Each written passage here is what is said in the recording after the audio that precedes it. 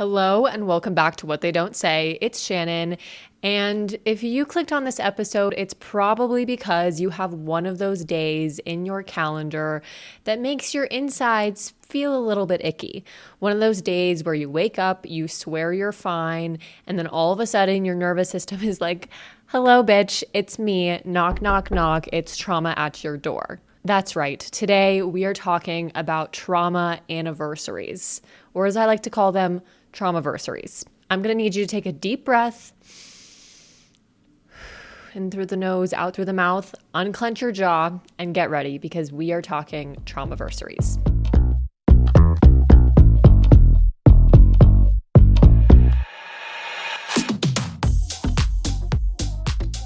To begin, what on earth even is a Traumaversary? Maybe you clicked on this episode because somebody sent this podcast to you and you're like, I've literally never heard of that in my entire life.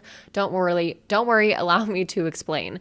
A Traumaversary is essentially the anniversary day of something that changed your life. And in this instance, we're specifically talking about trauma, right? When we think about anniversaries, a lot of times we're thinking like wedding anniversaries. But in this scenario, anniversary simply means the day that something changed your life. A Traumaversary can really be anything that falls underneath the trauma umbrella. So that can be the day you were sexually assaulted. It can be the day you got divorced. It can be the day that you had a medical trauma, the day that somebody died. Maybe it's the birthday of somebody dying, or the birthday of somebody who's already dead, rather. More than anything, it's just any day that your body remembers what happened on that day and around that day. These days are not celebrations. These days are reminders. They are reminders, whether it be sometimes conscious or sometimes not conscious, of a before and an after of an event that took place. They are a recognition that something changed on that day. I have a lot of Traumaversaries. I have a lot of deaths. That's the majority of my Traumaversaries. But I also have my sexual assault, which happened November 15th, 2019. Today is November 24th. And so, I had my Traumaversary recently. It was 6 years since I had been sexually assaulted. And that's a weird day. And for the past several years, I'd been trying to post some sort of video on social media about the Traumaversary, and I just simply couldn't get myself to do it. And so this year I just said, I'm going to set my camera up and I'm just going to talk and I'm just going to edit it and post it because it's been something I've been wanting to do for the past few years. And so I post this video and I call my sexual assault anniversary, I call it my rape-aversary. And that seemed to cause a little bit of controversy in the comments. There were several people in the comments that were saying that by calling the anniversary of my sexual assault my rape-aversary, it was triggering and unfair to people who have experienced sexual assault, and that I'm essentially trying to make light of a very serious thing. And, this was kind of ironic considering they were commenting on a video of me talking about my sexual assault, telling me that rape is a big deal and hard for a lot of people, but that's, besides the point. This response that they had in reaction to me calling it my rape-aversary enlightened me in a lot of ways and made me realize that this is the perfect example of how often survivors of sexual assault are told they should behave. This was a scenario where somebody was directly telling me the way I was talking about my sexual assault was incorrect and not okay. But that isn't usually the way that this goes about. These are more like subliminal messages that sort of society has sent to survivors, whether it be because you pursued a court case and you learned something, or somebody said something to you, or it's a message you got from a movie or a TV show. And there are so many different things that survivors are told that they should do, the way that they should act. And this specific reaction on this specific video really revealed everything survivors are implicitly taught about how we are supposed to behave. Some of these things go like this. You cannot remember too much of your sexual assault because then it will mean you must have made it up. If you don't remember enough about your sexual assault, well then surely it couldn't have happened. If you start dating somebody too close to you being sexually assaulted, then it must not have been that bad. If you never have sex or don't date anybody again after you're sexually assaulted, then you are a prude and you really need to get over what happened to you. You cannot be too angry or unhinged because then you are crazy or you are just simply a bitch. You cannot remember the exact date of your sexual assault because that's weird. Why are you keeping track of that stuff? You can't be happy because if you are happy, then that means it must not have happened to you. You can't be sad forever because it's so important that you move on, right? Like time heals everything. Survivors are told that you cannot be anything except for palatable to everybody else. As a survivor, sometimes it can feel like you are handed this endless list of rules about how you're supposed to feel and how you're supposed to act and what you're supposed to do and how serious you should take things. And all of those things, those shoulds, prevent you from taking care of the things that you actually need on the day that changed us. And in turn, with all of these expectations from the world around us, it often leads to us feeling like there are all of these things that we should do and we should feel specifically on the anniversary of our sexual assault. And that can be really abundantly overwhelming, right? Like you have this one day where you're thinking that, okay, I need to do everything. Like I need to make sure I feel everything that I'm supposed to feel on the day of my sexual assault anniversary. I shouldn't be too sad, but I guess I should probably actually be kind of sad because this is the one day where I'm going to allow myself to feel anything. But like, what if I wake up and I feel happy? Should I just tell myself to be sad anyways? Should I go to work? Should I call out from work? All of those ideas that we've basically been told get translated onto the day of our anniversary of our sexual assault or any other traumaversary. It can be incredibly easy to should all over your needs. When I say shoulding all over our needs, this is essentially I'm saying we're shitting all over our needs, but in this scenario, shoulding all over our needs, because these phrases of I should do this, I should feel this, I shouldn't feel that, is taking us out of really figuring out what we need on that day and really trying to understand what we can do to feel better on that day and to sort of move through and respect that day and what it means to us. So yes, I call the anniversary of my rape-iversary, and it is not to make light or to make sexual assault seem less serious than it actually is. I simply call it that because it's a term that I like to use, and it doesn't go deeper than that. People are making it this thing where I'm like trying to disrespect sexual assault survivors, even though I am one. And for me, this is simply the term that I like. This term feels natural to me. The term rape-iversary just makes sense.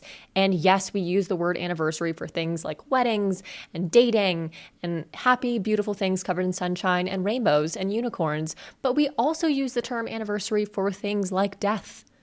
Whatever you want to call your traumaversary, whether you want to call it a traumaversary or a rape-iversary or a death-iversary or just a day that you don't really like or the day that shall not be named or just a normal day that you're going to pretend is normal even though it's not really that normal, whatever the fuck you want to call it that, and don't let anybody tell you otherwise, because you get to decide what that day means to you, and do not let anybody should all over your needs, including yourself. When it comes to traumaversaries, there is a myriad of ways that people like to deal with it.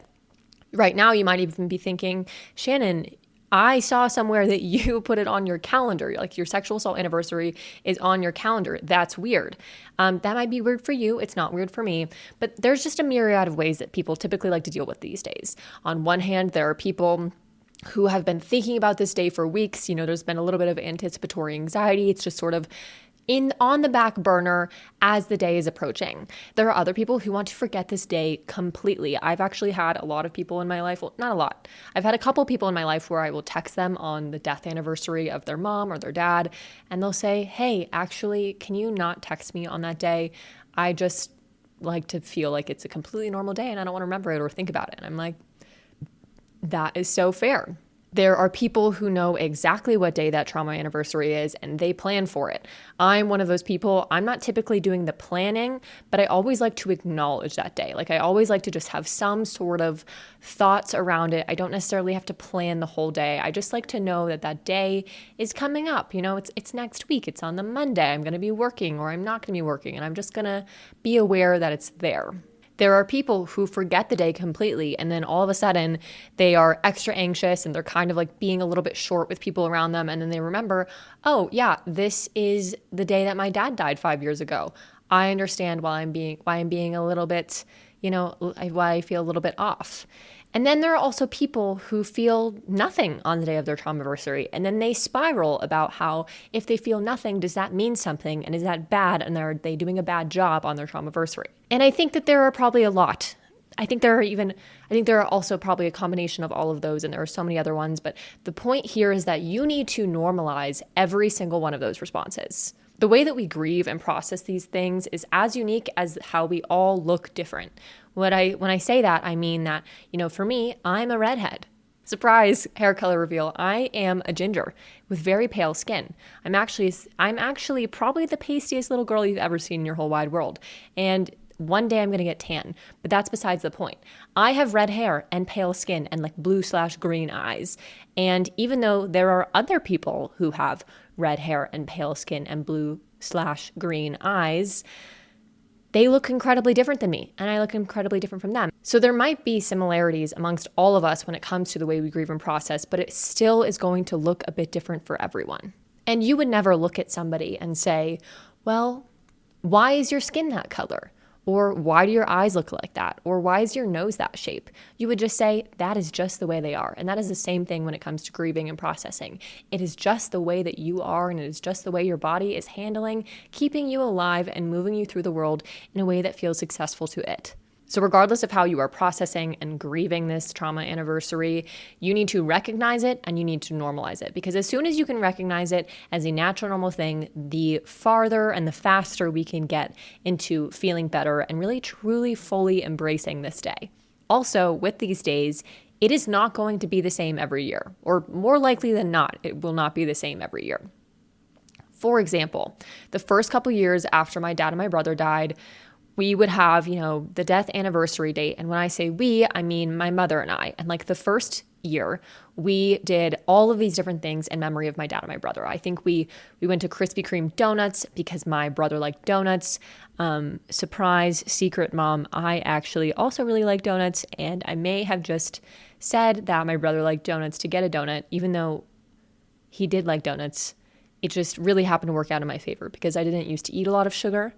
I wasn't allowed to have a lot of sugar. So this day was a bad day for a lot of reasons, but I was hyped to be able to have a donut. I don't know if any of that made sense. But anyways, first year death anniversary of my dad and my brother, we went and we got donuts at Krispy Kreme, went to Garden of the Gods, and we released these like red and purple balloons in honor of them. We made t-shirts. Like when I say made t-shirts, we bought those cheap white cotton t-shirts from Michael's and some like markers, and we drew like infinity signs and crosses and like quotes from my dad and my brother. And my dad used to he didn't used to like it, but my dad used to walk around the kitchen with just like a head of lettuce and just would be like eating the lettuce straight. And he always emphasized the importance of eating a leafy green. So we ate leafy greens and we did all of these things with all of these people in my life. And like that first year was like a really big year and a big moment of remembering my dad and my brother and the day that they died and talking about them and crying about them. And it was just this whole thing.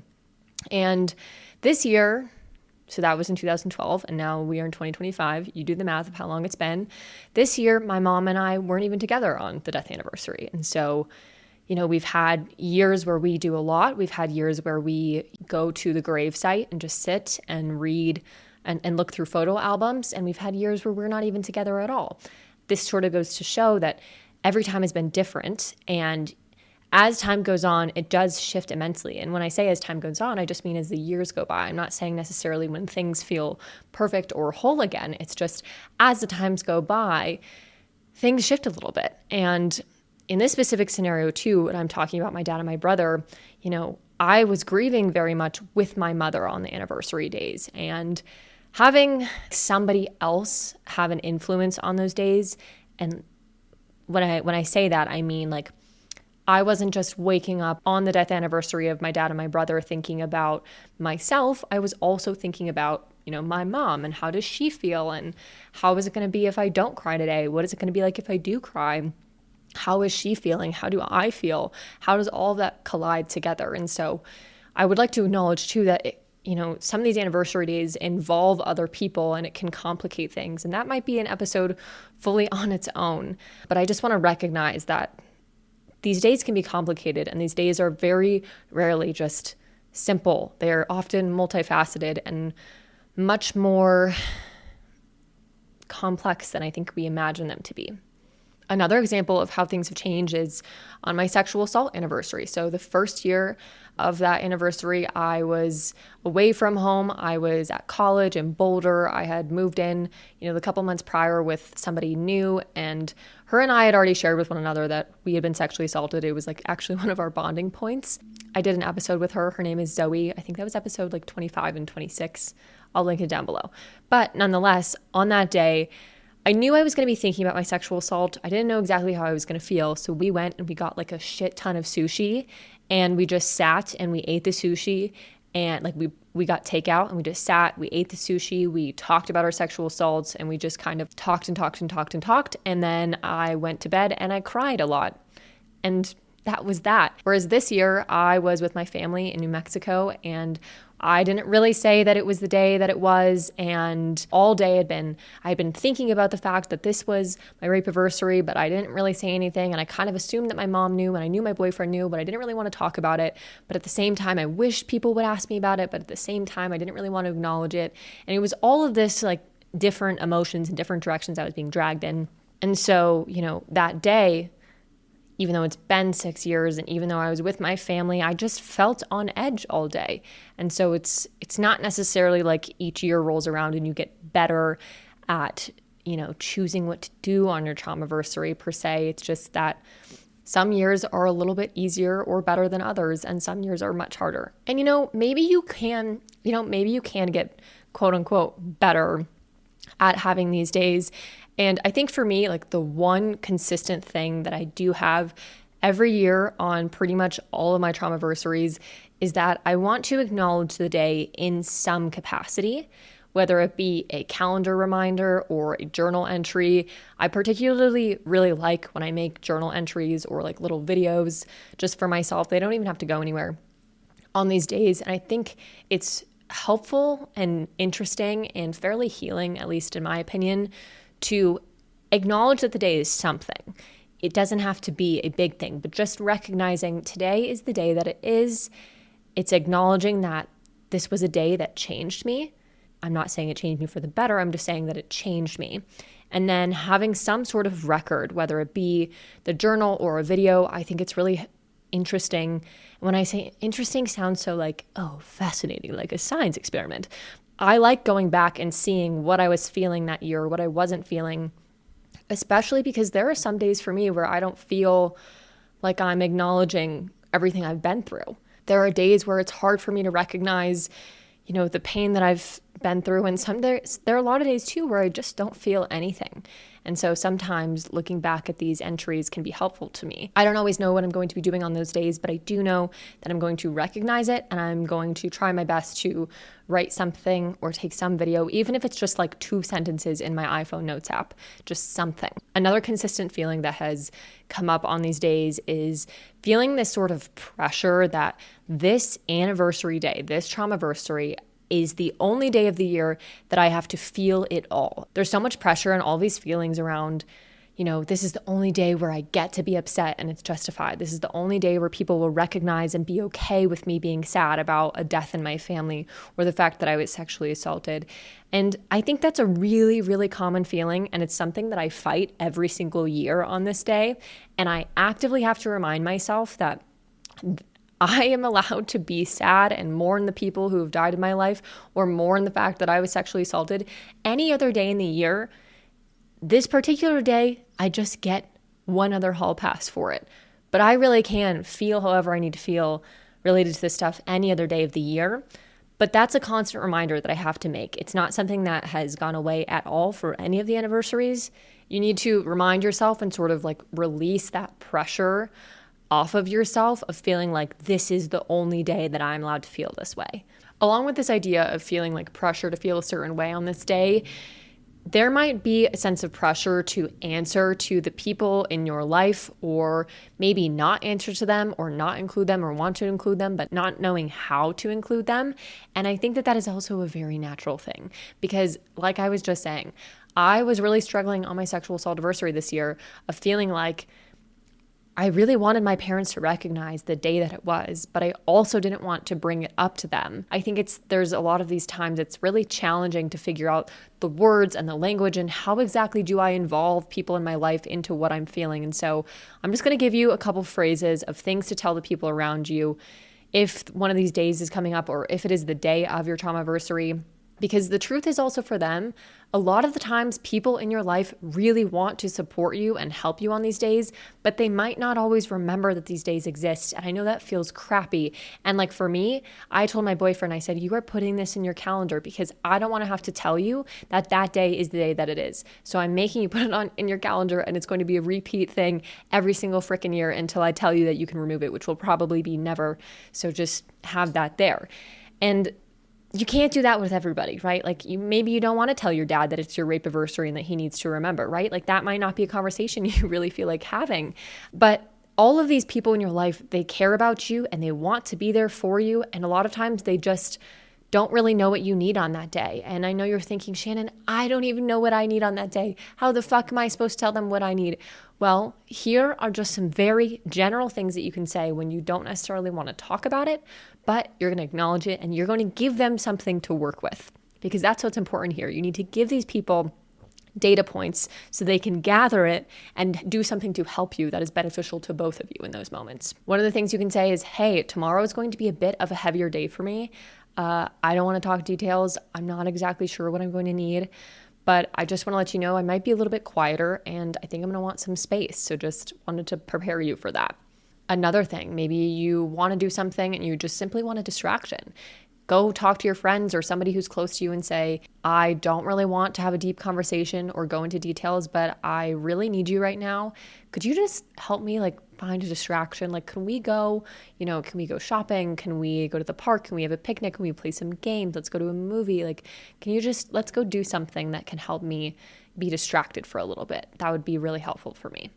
Another thing, I don't want to talk about what day it is, but I do really want company. And maybe later today I'll want to talk more. But right now I just really want to be with somebody that I love and that I care about, and just somebody who feels safe. On the other hand, you might be feeling like you really want to talk about stuff. Maybe you want to rehash every detail of your sexual assault. Maybe you want to talk about memories of somebody that you have lost and that you're missing on that day. And so rally your troops. Find the person who is going to sit there and listen. And you know this, you have friends in your life that you would go to for one thing and maybe not the other thing, or maybe you bring all of your issues to all of your friends, but each person responds in sort of a different way. So find the person in your life who is the one who will listen, and they don't even need to give you advice or thoughts, because the reality is that on these Traumaversaries, you can't go back in time. You can't change this stuff. But sometimes you just want to sit there and talk about it and talk to somebody about every single detail of that person or that day or how you're feeling. And so telling someone, hey, I'm really feeling a lot of things about, my dad right now. It's the death anniversary of him, in a couple days. And I'm just wondering if we can carve out some time and space so that I can just sort of talk through everything that I'm feeling with you. It's kind of helpful if you give people sort of heads up so that they can mentally prepare for that, and that you can also mentally prepare, and so that they actually carve out the space and time for you that you need, instead of, you needing them on the day of, but them not being available and everybody feeling upset about it. Now, there are people who will have these days and they will feel nothing at all. Maybe you're thinking, Shannon, I don't feel sad. I don't feel happy. I don't feel angry. I just feel dissociated and super numb, as if what happened to me didn't really happen because I don't feel anything. And I have to say that feeling nothing does not mean that what happened to you wasn't real. Feeling nothing is actually a signal and a feeling in itself. It is a signal that something did happen, that you did go through something. And sometimes your body is just needing to protect you by going offline. And I know it can be frustrating because you might be feeling these big desires to want to be sad and to really feel and remember the person that you loved that is no longer here on that day. And it's really frustrating when you feel numb and you don't feel anything at all. But just remember that sometimes that's what your body needs to do to keep you going on that day. That might be what your body needs to sort of just keep you going through the day on to the next. And so instead of beating yourself up for feeling nothing, if that's you, remember that this is not a day to judge yourself. You have been through it. Whether you're really feeling it or not, you have been through the ringer. And being numb is a signal of that thing that happened to you. You might not feel anything now, but also give yourself the permission to check in later, because you might feel something later. You might feel something, the next day or a couple months from now, or maybe in a year from now, which might feel really far away. But just remember that numbness is a feeling, and it is a signal that you have been through something. I know that I have some listeners out there who are like, girl, I don't need to acknowledge this day. It's fine. Literally, it's all fine. The bad stuff has happened, but I am chill. I don't like to acknowledge this day. I'm just going to pretend like it's any other day. And on one end, that can be okay. There are some people, like I had mentioned earlier, who really don't need to acknowledge this day. They just kind of go along. Everything's fine. But there are other people, you know who you are. I'm looking at you. There are other people who are not acknowledging the day because they are shoving the shit that has happened to them so far deep into their soul. They're putting that thing in the box in the back crevice corner of their closet, covered by, the pair of sheets that you don't use anymore. Yeah, that's where they're shoving it so far deep down that it's feeling like, oh, it's never going to exist. Like, this didn't happen to me. And if I just act like it didn't happen and I pretend and I don't do anything, then this day will not come back to haunt me. And it's basically as if it didn't happen at all. There was never anything bad that happened to me. So what I'm asking, if you are the person who chooses to not acknowledge this day, for one, you're listening to this episode. So that makes me think that you might be considering acknowledging this day. But two, just take 5 to 10 minutes and think about how you're feeling and really think about why you're choosing to not acknowledge this day. 5 to 10 minutes, not any longer, and explore, why am I not acknowledging this day? And if after the 5 to 10 minutes, you realize that it's just because it doesn't really feel like you need it. Like, you just don't, it doesn't feel like something you want to acknowledge. It's just sort of a, you know what, everything is completely fine. And it doesn't mean I'm healed fully, but I'm just saying that, like, I feel good. Then fine, move on, continue. No need to acknowledge it. But if you realize, oh, I might not be acknowledging it because there are a lot of unprocessed things that I'm experiencing and I'm afraid to face them, then that's a signal that it actually might be a good day for you to acknowledge at least a little bit. The great thing about these days is that they are solely and completely up to you. You get to choose what you need on that day. You get to choose, how you go about handling all of those feelings. You get to choose what honoring yourself looks like on these Traumaversaries. Remember that. These days are up to you. You get that power. You get that acknowledgement. You get to choose. Sometimes I think that people who've experienced trauma sort of travel in packs. And I'm not necessarily talking about trauma bonding, but like, for example, my roommate, she knows so many people whose dads have died. The majority of her friends, their dads are dead. And I don't know what it is. It's just like maybe people get drawn to that. It's just sometimes I think that people who have experienced trauma tend to travel in little packs, or you just happen to sort of send off that little energy, those vibes that where you end up with people who've experienced trauma. And also, not to mention that just, so many people experience trauma. Alas, what that means is that a lot of times we are people who have experienced trauma, but we are also people who have people in our lives that we really love and care about who have also experienced trauma. And so there will be days where you have to switch from being the person who is struggling to the supporter role. Or maybe you're listening to this video and you don't really have that much trauma. You're actually kind of vibing. You're like listening to this for informational purposes. And so you are in the sole role of the supporter. And you are one of those people where people come to you on these days of grief and they need you. They are leaning on you on those days. So I have a couple quick notes, a couple brief things for the supporters of people on these days. They might be a little bit harsh, but just know this is coming from a place of love. For starters, do not make your discomfort on these days the priority. I understand that when you hear the words death, divorce, sexual assault, rape, domestic violence, etc., all of those things might make you uncomfortable. They might make you a little woozy on the inside. You might be like, ooh, I don't know if I can handle that.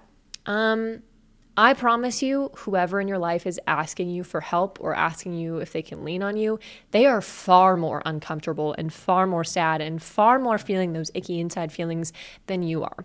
And so I'm going to need you, if you are the supporter, to take all of the stuff that you're experiencing and shove it down. I was just telling people that if you're shoving stuff down, that might not be a good thing. In this scenario, if you're the supporter, you have to put everything you're going through away. And I know that that can be really hard because we are all individual people who have a lot going on. But if somebody is asking you to be there on a trauma anniversary, whatever that day was, that anniversary, it was a big deal, okay? It is a signal that they are different after that day. Something shifted their reality. Something shifted the way they look at the world. Something drastically shifted their relationships to the people around them, or maybe those relationships are gone. And so you need to take whatever is going on in your life, or however uncomfortable you are with the situation or the topic at hand, or the traumaversary for that person, and you need to put it away. I think there has been so much shift in our culture in the last, I want to say, 8 years. It might even be longer, around these sort of feelings. And when I say feelings, I'm really talking about these statements of, if you're feeling like you can't be there for somebody, or you're feeling like you can't go to that dinner or that birthday party, then you don't need to go. Like, protect your peace. And on one hand, I do agree with that. And on the other hand, when it comes to traumaversaries, I'm a believer that kind of whatever you have going on, it doesn't matter on that day. If somebody is asking you to be a supporter, that needs to become your full role for the day. You can pick up wherever you left off the next day on taking care of you and what you need.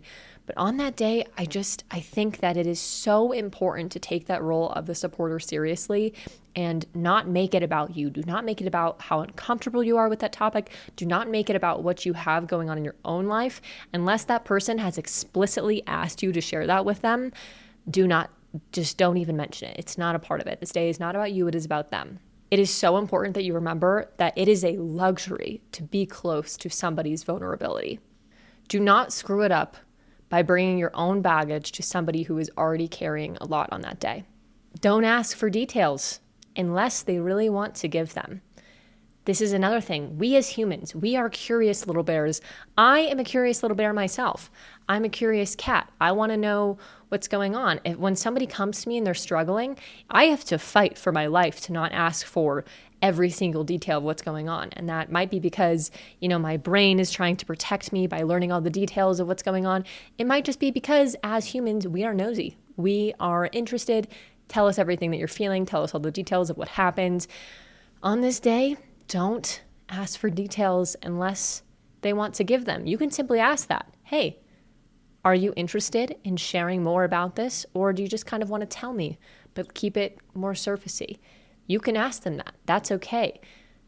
You got to respect when they come back with, I don't want to talk details. You say, okay, that's totally fine. I will shut the curious cat down. I will put it away for now. This one might be an obvious one, but for some reason, I still hear it, and I see it in comments, and I hear it from people that I know and care about, where they say, I thought you were over it. That might be actually the very worst thing that you could say to somebody who is having one of these days. Grief is one of those things, especially if we're talking about people who have died. I feel like I've gone through multiple different grief cycles of my father. Losing my dad at the age of 12, very different relationship with that loss versus now as a 24-year-old woman. We need to remember that grief changes over time. Grief changes how we think. Grief changes how, our relation to the world. And so that person might not be sobbing, and they might be sitting in front of you even laughing, cry laughing about what happened to them or what they went through or how much they miss somebody. But just because they're not sobbing in a particular way that you think they should be does not mean that they are fully over it. That does not mean that they're not going through it. So just do not ask or say anything along the lines of, I thought you were over that, or it's been a really long time. They probably realize that. They probably realize that it's been a long time. They might even be beating themselves up wondering why they aren't quote unquote over it. Instead of asking why they're not over it or questioning how long it's going to take them to get over it, just comfort them in the fact that what they're feeling matters in that moment, and they have been through it, and they deserve to feel whatever that is on that day. Now, what if you're a supporter and you can't be there physically for the person on that day? Maybe you've got stuff going on. Maybe you're in a different state or a different country than the person who is there on that day. And so I really think that we underestimate how much a text can do on this day. For me, I know that I do not represent the entire population of the world, but for me, sometimes I get a little overwhelmed on the day of my Traumaversary with texts that I get. And it doesn't happen every year, and I don't necessarily get that many, but sometimes I can feel this sort of pressure to need to respond to people when they say, I'm thinking about you, I love you. And for both parties, I think it's important to recognize that if you're sending a text saying, I love you and I'm thinking about you today, don't let the potential overwhelm of the other person prevent you from sending that text. I absolutely 1000% think that if you cannot be there for somebody, give them some sort of notification that you love them and that you are there for them and that you are thinking about them and that you are acknowledging that day with them. And I would add a little note at the end that says, no need to respond to this. I just wanted you to know that I'm thinking about you. That little line relieves so much pressure, especially for people like me who feel that like constant, little line of numbers in your head about, I have to respond to this person and that person, and how have I not responded to these texts in 5 days? What has happened here? And so just adding that little line can be immensely helpful. And also to the person it is their Traumaversary, you don't actually have to respond to those texts. Like, I'm giving you a full free pass to either just heart the message or not respond, or respond 3 weeks from then. Like, set a calendar reminder 3 weeks from after your Traumaversary to respond to some of those texts. Now, as a supporter, sometimes you're going about your Tuesday, you're at work, you're having a good day, and then you see on Instagram that, 20 hours ago, your friend posted a picture of their dead family member, and you're like, holy shit, I forgot it was the day, and how could I not remember? And then all of a sudden you start spiraling. You're feeling like you're the worst friend in the world, and like, you're never going to recover from this. Yes, it would be good if you had remembered it, but we are here. All we can do is apologize, own the fact that we didn't remember, and then be there for them that day, the next day, the day, whatever day it is that you realize, oh shit, I fucked up. Once again, a text, a card. I'm not necessarily saying you need to sort of like make up and take them out to dinner and buy them a huge bouquet of flowers. You can do that if you want to, but the biggest thing is just to own your shit. Just say, hey, I'm so sorry. I didn't realize that yesterday was the day. I love you. I care about you. I hope that you had a good day. How are you feeling now? Use it as an opportunity to check in after the fact. There might have been so many people who were checking in on them on the day of, but maybe the next day is the day that they actually feel support. They might be feeling like they have, some sort of vulnerability hangover the next day, and that might be the day that they actually need you. So use it as an opportunity to own your shit, apologize for not being there then, and asking how they're feeling now. I would also add that maybe, honestly, this could be a really good opportunity for you to set a sort of calendar reminder for 1 month after this Traumaversary to check in with them again about it. Because like I said, I guarantee that there are probably people who are checking with them on the day of. Not everybody has people check in on them, but there might have been somebody. Like, the likelihood of somebody checking in on them on the day of the Traumaversary is higher than it is for somebody to check in on them 6 months after. So maybe be the person who checks in on them 6 months after. Give them that extra space 6 months from the Traumaversary to really show how much you care, and give them that space to grieve on another day outside of their Traumaversary. I would like to end this episode with a quick little story. So last week it was my rape-aversary, and I was trying to pick out where my family and I were going to order food from. And I already struggle to make decisions such as ordering food, but on my rape-aversary, the whole day I'd felt this sort of, undertone of anxiety, and I was really overstimulated in this moment, and I just started crying. Like, I couldn't figure out what I wanted to eat. I was so overwhelmed. I couldn't make the decisions. I was upset that I couldn't make the decisions. And my boyfriend stopped me in the middle of my panic, and he said, Shannon, your body is feeling and processing so much right now. You should not have had to make any decisions today on top of all of that other stuff that your body's doing behind the scenes. That statement was such a strong reminder of, oh yeah, my body is doing so much behind the scenes right now. No wonder I feel off. Your body remembers what you went through on those days. Your body remembers how you felt after you were sexually assaulted. Your body remembers the moment that you found out a loved one was dead. Your body remembers that stuff and it holds on to that. And it might not come up in just clear exact ways of, oh, this is definitely on that day, but it will send undertones and send signals throughout your body. It knows that stuff. So if your traumaversary is coming up, or if it's today, or if it just recently happened and you're listening to this, I want to make something abundantly clear for you. You are not weird, you are not behind, you are not broken, and you are not wrong. However, this day is making itself known in your life. You are allowed to make jokes today. You are allowed to be happy today. You are allowed to be sad and cry in your bed and eat ice cream all day. You are allowed to talk about it on the internet, and you're also allowed to write it in a journal that you keep locked underneath your bed. On some of these traumaversaries, you might feel like it knocks you off of your feet and you don't know when you're going to get up again. And other days, it might just feel like a normal Tuesday with a little bit of a strange undercurrent. And all of those different ways of feelings are all natural and normal, and healing is simply not linear. It is not a straight line. It is curlicued and fucked up and confusing and painful and sometimes joyful, and it sometimes feels good, but overall, it is messy. It is not something that is the same every year, every day. When you're healing, it literally means that you are changing and moving through something. It is not going to look the same every year. So if this year, on your traumaversaries, if all you do is notice how you feel and give yourself a little extra grace on that day, that is more than enough, in my opinion. That is awesome. You are off to a great frickin' start if all you do is acknowledge that it's the day that it is and be nice to yourself. You might need to ask somebody for a hug. You might need to cancel plans on this day. Or maybe you simply need to say to yourself, I am not going to abandon myself on this day, and really mean that and stick to that. Trauma often feels like something has been taken from you, and trauma usually surrounds itself around something happened that was completely out of your control and you didn't have a choice in it. And so let this day be a day where you get to have that choice back.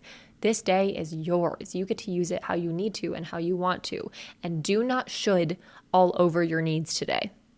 However this day shows up for you, you are not too much. You are not alone in feeling like this is complicated. You are not making all of this up. There are so many of us walking around with these dates, these trauma dates that live in our body. We're carrying it every single day, and it feels especially heavy on the day of the anniversary of our trauma. And we are all just trying to figure it out as we go.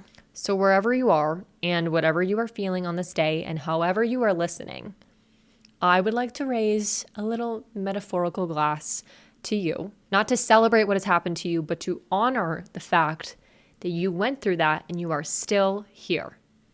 If you are listening to this episode, you are still here. You might say, Shannon, I am deep, dark in the hole. I don't know when I'm coming back out. Guess what, bitch? You are still here. And that is something to celebrate. You survived something that you should have never have had to survive in the first place, that you should have never have had to go through that pain. And you are still here. And that counts for so much, so much. Do not act like it doesn't. Thank you guys so much for being here. I love you so much. If you want to send us a message, if you have a question, an episode idea, go to whattheydon'tsay.com. You can also check out, we have sweatshirts and hats that say consent is hot if you want to wear it. I'm wearing one right now. It says consent is hot. And then on the sleeve, it says you deserve to feel safe. All of that is at whattheydon'tsay.com. I love you guys. You are amazing. I hope you have a great rest of your week. Catch you on the flip side, and cheers.